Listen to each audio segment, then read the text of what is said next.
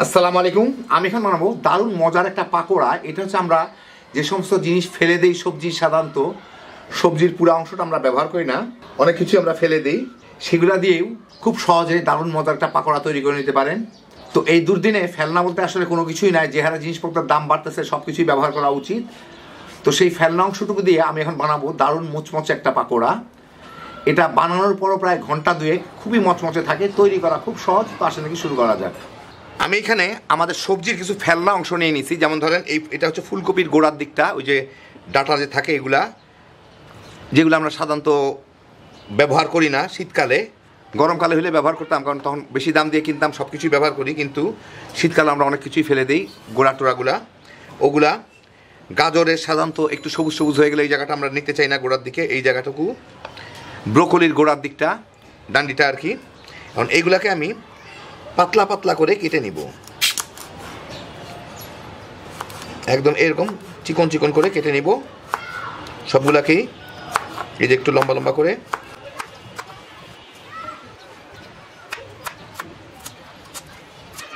মানে একদম ফালি ফালি করে নিতে হবে।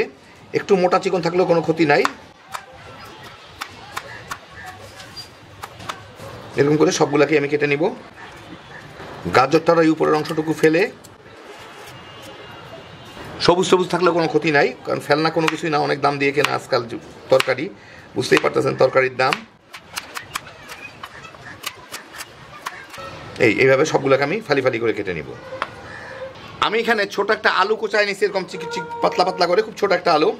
এর মধ্যে এইগুলো আমি দিয়ে দিব, এই সবজি যেগুলো কাটলাম।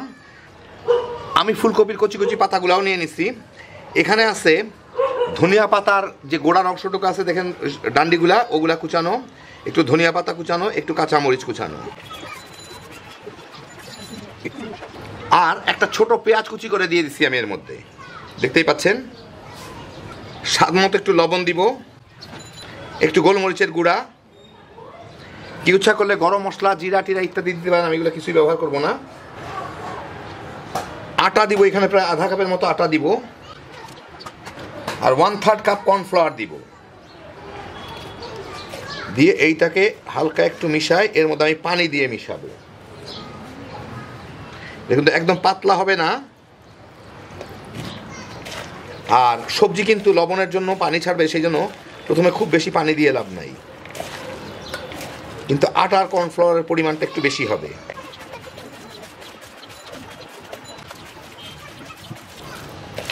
হ্যাঁ, হইল। ভালো মতো দেখে রাখেন এটা কতখানি মিললো, তাহলে বুঝতে পারবেন যে আটা আর কর্নফ্লাওয়ার মানে কি পরিমাণ আমি দিলাম আর কি এখানে। এটা কিন্তু আরেকটু পরে আরেকটু প্যাচপ্যাচে হয়ে যাবে, আরেকটু পানি ছাড়বে। তো সেই জন্য আমি এটাকে মিনিট 5 রেখে দিব আরেকটু পানি ছাড়ার জন্য। একটু শুকনা শুকনা, কিন্তু এতেই বুঝতে পারবেন আটা কর্নফ্লাওয়ারের পরিমাণ কীরকম আছে এর মধ্যে আর কি। এইরকম মাখা মাখা হবে আর কি। আমি এখানে কিছু তেল মাঝারি গরম করে তার মধ্যে এগুলা দিয়ে ভেজে নিব। দেখেন এখন এগুলার এই অবস্থা। আমি হাতটা একটু পানিতে ভিজাই নিই, ভিজায় মাখামাখি করার দরকার নেই, আগেই মাখা মাখা ছিল। আমি এগুলোকে একটু চ্যাপটা চ্যাপটা করে ছাড়বো, যাতে এই যে এরকম একটু চ্যাপটা করে নিয়ে ছাড়বো, তাহলে এটা ভালো মতো ভাজা হবে। এই যে দেখেন, নিয়ে আমি একটু চ্যাপটা করে ছাড়তেছি।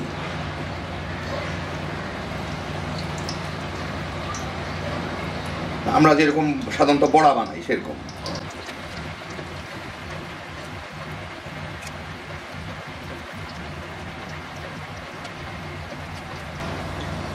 বাস এটাই ছাড়ি। মিনিট খানেকের মধ্যে এগুলো ভেসে উঠে, যদি না উঠতো তাহলে আমি একটু খোঁচা দিয়ে ছাড়াই দিতাম। এখন আমি এইভাবেই রাখবো কিছুক্ষণ, এটা ভালো মতো একটু ভাজা হয়ে নিক, মাঝারি আছেই। 6-7 মিনিট ভেজে এখন আমি এগুলোকে একটু উল্টায় দিই। এগুলো কিন্তু খুব একটা বাদামি হবে না, কারণ আমি বেশি মচমচা করার জন্য কর্নফ্লাওয়ার দিচ্ছি বেশি, সেই জন্য। আর এমনি এগুলা কিন্তু সবজির শক্ত পার্টসগুলা, মানে শক্ত অংশগুলো আর কি।